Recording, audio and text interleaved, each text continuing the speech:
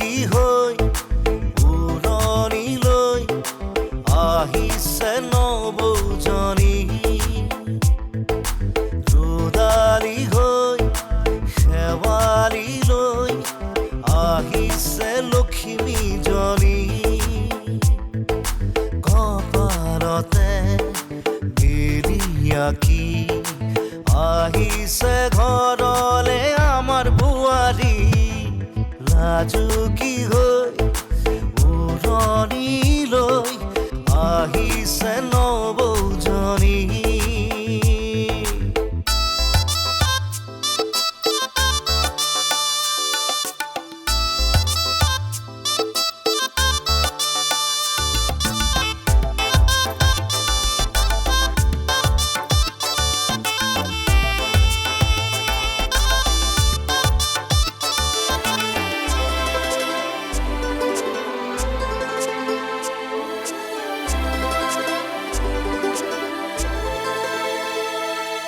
ঘৰৰে শুৱনি লখিমী আই আমাৰে বোৱাৰীজনী চোতালে আখলে তুলসী হৈ আহিলে পখিৰীজনী হেঁপাহৰ আমাৰ ঘৰখনি পোহৰাই তুলিলাহি লাজুকী হৈ উৰণিলৈ আহিছে ঘৰলে আমাৰ বোৱাৰী নাই নাই তুমি মোৰ পৰা আঁতৰি থাকা অনন্ত নোৱাৰিম মেঘা নহ'লে মোৰ পৰা তোমাৰো কিবা ক্ষতি হ'ব পাৰে তুমি আঁতৰি যোৱা বুলি কৈছো নাই আঁতৰি যোৱা তুমি কিয় এনেকুৱা কৰিছা অলপ ধৈৰ্য ধৰাচোন ব'লা মোৰ লগত ব'লা আমি দুয়ে অনন্ত প্লিজ এতিয়া মোৰ জীৱনটো মই তহঁতৰ ওচৰলৈ দিবলৈ যাম নে তহঁত মোৰ ওচৰলৈ আহিবি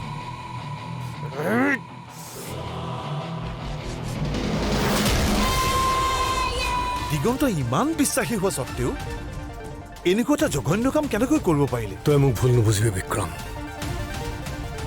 মই তোক মিছাকে সন্দেহ কৰিছিলোঁ যাৰ কাৰণে তই বহুতো দুৰ্ভোগ ভুগিবলগীয়া হ'ল যদি কোনোবাই আপোনাক মিছা কথাবোৰকে বিশ্বাসযোগ্যভাৱে সঁচা বুলি কয় তেতিয়াতো আপুনি বিশ্বাস কৰাটো স্বাভাৱিক ন দাদা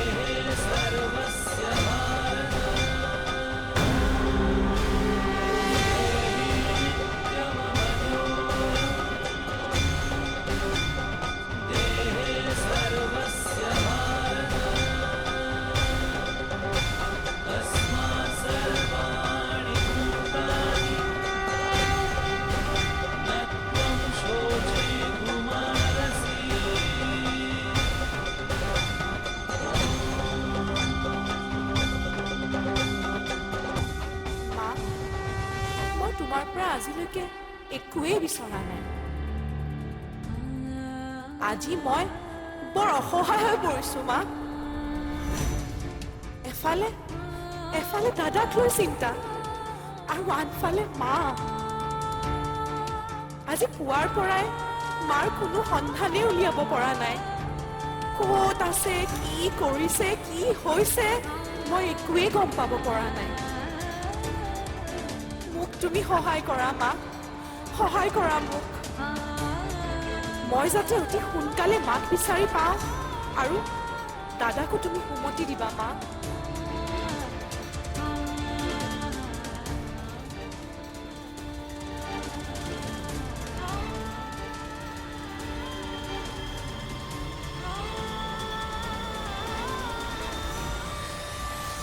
যাতে তাৰ মংগল হওক। তোমাৰ ওচৰত মোৰ কেৱল এয়াই প্ৰাৰ্থনা মা।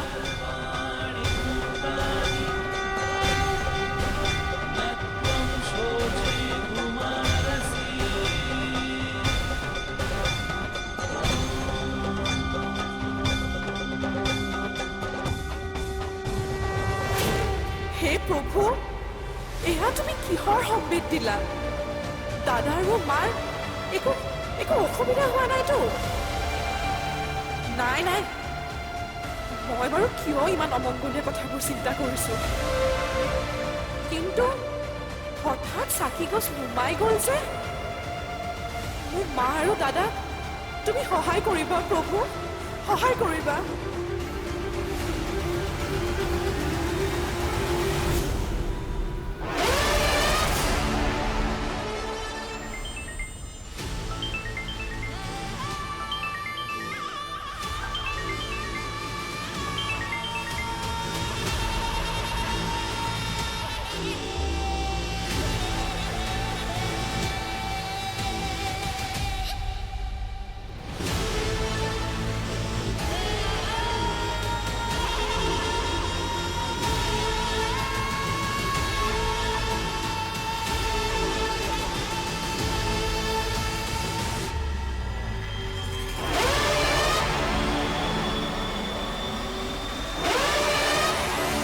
কথা কওঁতে সদায় ভাবি চিন্তি কথা ক'ব লাগে। আপুনি যে বাকী মানুহখিনিৰ কথা ভাবিছে, মই কি পৰিস্থিতিত আছোঁ এবাৰ ভাবি চাইছে আপুনি?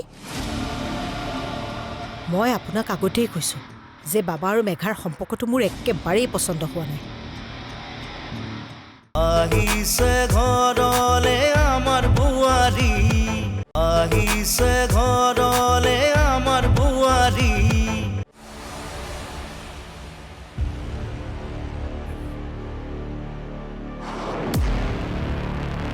হেৰা, তুমি বাৰু দাদা পেহীৰ সন্মুখত মানুহক ইমান বেয়াকৈ কিয় ক'ব লাগে? কথা কওঁতে সদায় ভাবি চিন্তি কথা ক'ব লাগে। আপুনি যে বাকী মানুহখিনিৰ কথা ভাবিছে, মই কি পৰিস্থিতিত আছোঁ এবাৰ ভাবি চাইছে আপুনি? মই আপোনাক আগতেই কৈছোঁ যে বাবা আৰু মেঘাৰ সম্পৰ্কটো মোৰ একেবাৰেই পচন্দ হোৱা নাই। কিন্তু নাই, এইখন ঘৰৰ মানুহে মোৰ কথাত গুৰুত্ব দিলেহে। বাকীবোৰৰ কথা বাদেই দিছোঁ, কিন্তু আপুনি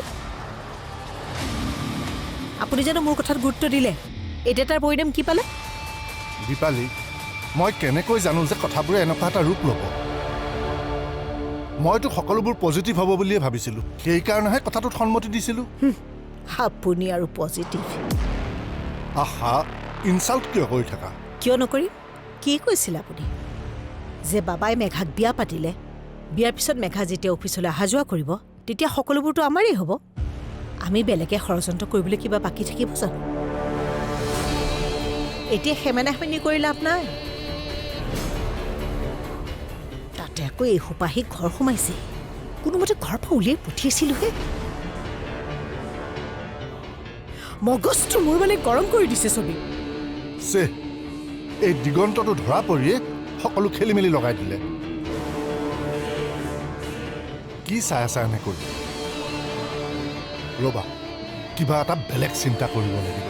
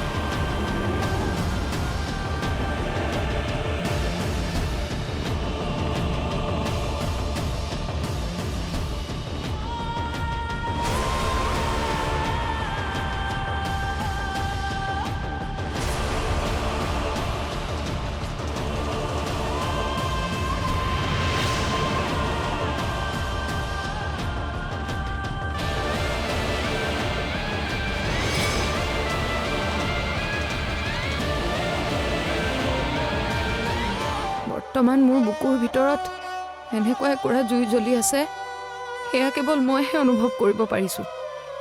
সেয়া মই তোক বুজাবও নোৱাৰো। কথাবোৰ তুমি এনেকৈ ভাবাচোন যে এই ঘটনাবোৰ সমস্যাবোৰ হৈ যোৱাৰ পাছত বৰ্তমান আমি আকৌ নিজৰ ঘৰখনলৈ উভতি আহিছোঁ। আহিছে ঘৰলে আমাৰ বোৱাৰী, আহিছে ঘৰলে আমাৰ বোৱাৰী।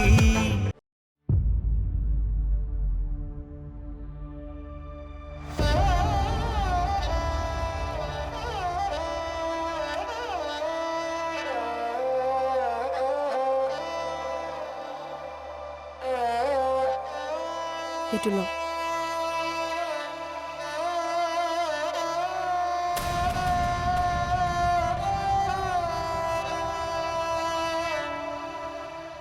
চা মেঘা, যি হ'বলগীয়া আছিল সেয়া হৈ গ'ল।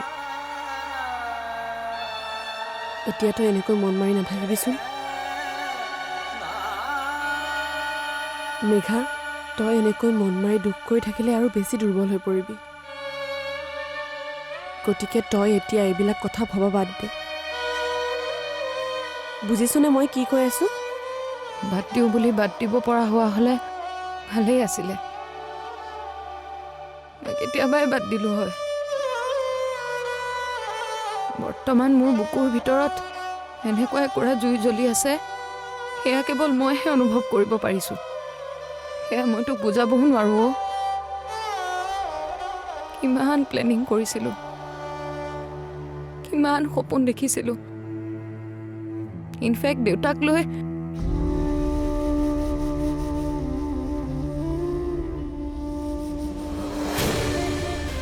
দেউতা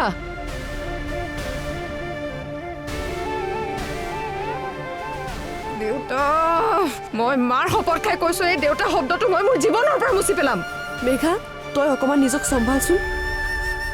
মই এজনী ছোৱালী হিচাপে তোৰ অৱস্থাটোৰ কথা মই অনুভৱ কৰিব পাৰিছোঁ, কিন্তু এনেকুৱা এটা পৰিস্থিতিত এতিয়া সকলোতকৈ ডাঙৰ কথাটো হৈছে ধৈৰ্য আৰু সাহস। তই এজনী সাহসী ছোৱালী,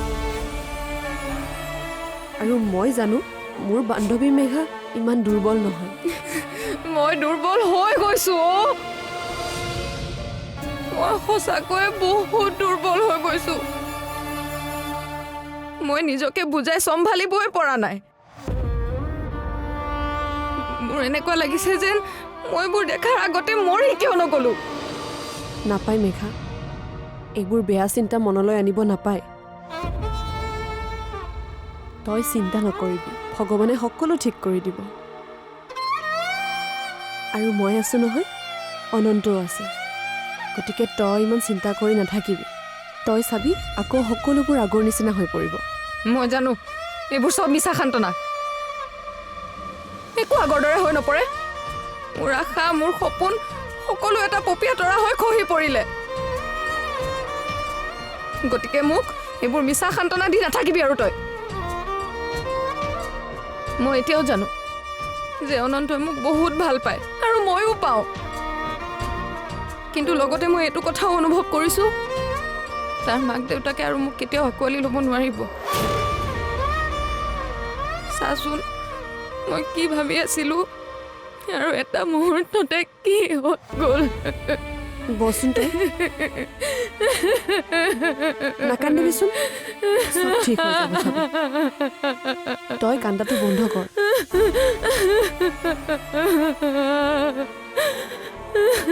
মেঘা, প্লিজ নাকান্দিবিচোন, চব ঠিক হৈ যাব, মই কৈছোঁ নহয়।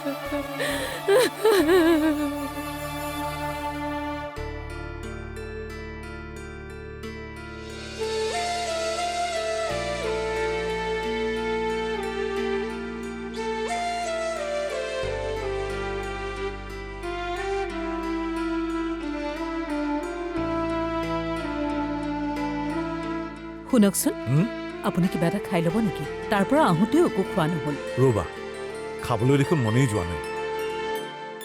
এৰা, আপোনাকনো কি ক'ম, মোৰ নিজৰে মন নোযোৱা হৈছে। চাওকচোন, ঘৰখনত কি কি যে প্ৰব্লেমবোৰ হৈ আছে। আজি কিমান দিন হ'ল সমস্যাই আমাৰ লগ নেৰাই হৈছে। নিৰ্বাণ আমাৰ মাজত থকাৰ পৰাই চাওকচোন, এটাৰ পাছত এটা ঘটনা। নিৰ্বাণৰ হত্যা, শ্ৰীৰ লগত অন্যায়, আমাৰ লগত অন্যায়, আৰু এতিয়া দুচকুত সুখৰ সপোন লৈ অনন্ত আৰু মেঘাই নতুন জীৱনৰ পাতনি মেলিবলৈ লৈছিলহে। সকলো পলকতে শেষ হৈ গ'ল। তুমি বাৰু কথাখিনি ঠিকেই কৈছা, কিন্তু কথাবোৰ তুমি এনেকৈ ভাবাচোন যে এই ঘটনাবোৰ সমস্যাবোৰ হৈ যোৱাৰ পাছত বৰ্তমান আমি আকৌ নিজৰ ঘৰখনলৈ উভতি আহিছোঁ। শ্ৰীও ঘূৰি আহিছে, আমি আকৌ সকলোবোৰ একেলগ হৈছোঁ। এটা কথা ঠিক যে অনন্ত আৰু মেঘাৰ বিয়াৰ আৰম্ভণিতে খেলি মেলিবোৰ হ'ল, কিন্তু তাৰ ফলত নিৰ্বাণৰ হত্যাকাৰী ধৰা পৰিল। এতিয়া অন্ততঃ আমি সকলোৱে ন্যায় পাম। সেইটো বাৰু হয়, কিন্তু মোৰ বেলেগ এটা কথা ভাবিহে মনটো বহুত বেছি বেয়া লাগি আছে। কি কথা? বেচেৰা অনন্তই কিমান আশাৰে মেঘাৰ লগত সুখৰ সপোনবোৰ দেখিছিল।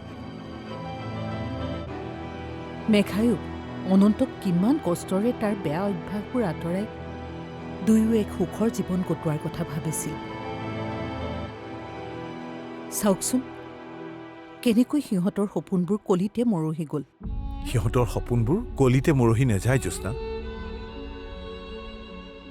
কাৰণ অপৰাধ মেঘাৰ দেউতাকেহে কৰিছে, মেঘাইতো নহয়। সিহঁতৰ আকৌ মিল হ'ব। আমাৰ ঘৰৰ মানুহবোৰ ইমানো বেয়া নহয়, পৰিস্থিতিবোৰ অলপমান নৰ্মেল হওক, চাবা মেঘাক আকৌ আঁকোৱালি ল'ব। তেতিয়ালৈকে ভগৱানে যাতে তাইক সাহস দিয়ে। এটা কথা কি জানেনে, ঘৰৰ বাকী মানুহখিনিয়ে অনন্ত আৰু মেঘাক ছাপোৰ্ট কৰিলেও কিন্তু দীপালী বাইদেৱে কেতিয়াও নকৰে। হেঁপাহত আমাৰ ঘৰখনি